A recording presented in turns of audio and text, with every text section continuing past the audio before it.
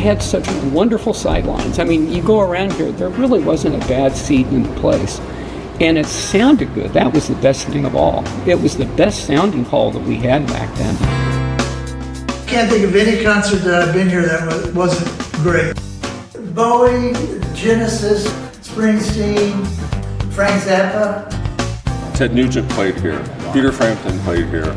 Peter Gabriel and Grateful Dead. It was big enough that you felt like you got a big show or a real show, but yet it was small enough that the performers didn't seem like they were a mile away. The first show I saw here was Ozzy Osbourne. The first concert here was REM. And who was it on that first night you saw? Airplane.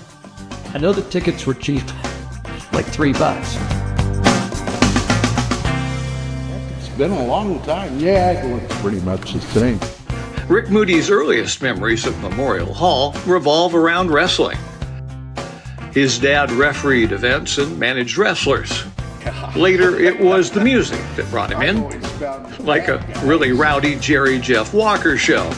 And I heard this like a yee-haw, and an empty whiskey bottle came flying over our heads and landed on the stage. And I'm going, holy.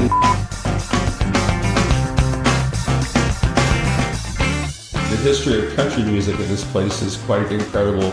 Patsy Cline and Farron Young and George Jones and the whole Country Music Hall of Fame was here at one time or another. Why? Well, Greg Wooton believes that KCK was perfectly placed between Nashville and LA on a sort of Oregon Trail for country music stars. Now the buildings and logistics manager for Wyandotte County, Greg's been able to deduce just where a poignant piece of music history took place.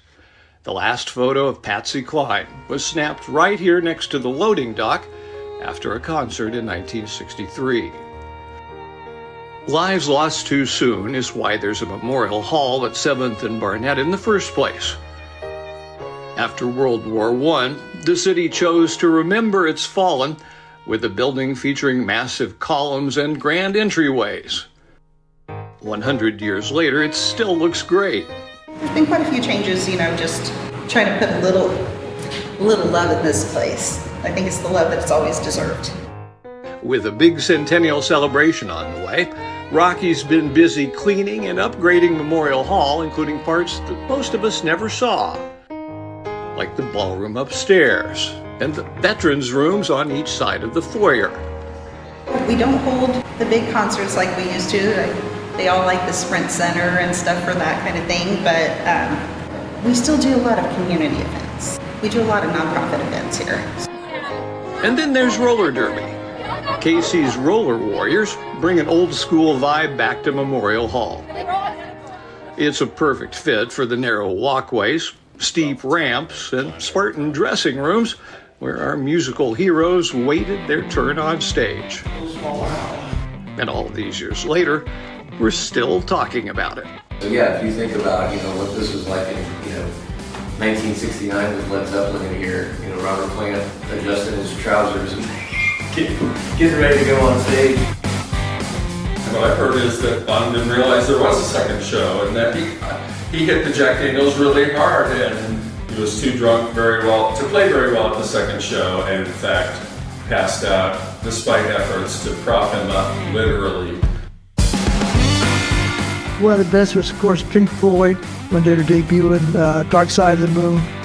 I remember they had like these big tubes up front, and sometime during the song, flames shot up.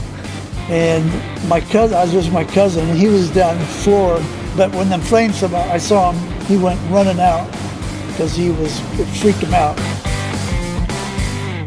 Part of why I have such an emotional reaction to being here today, to seeing the place again after all this time, because it just feels right to me.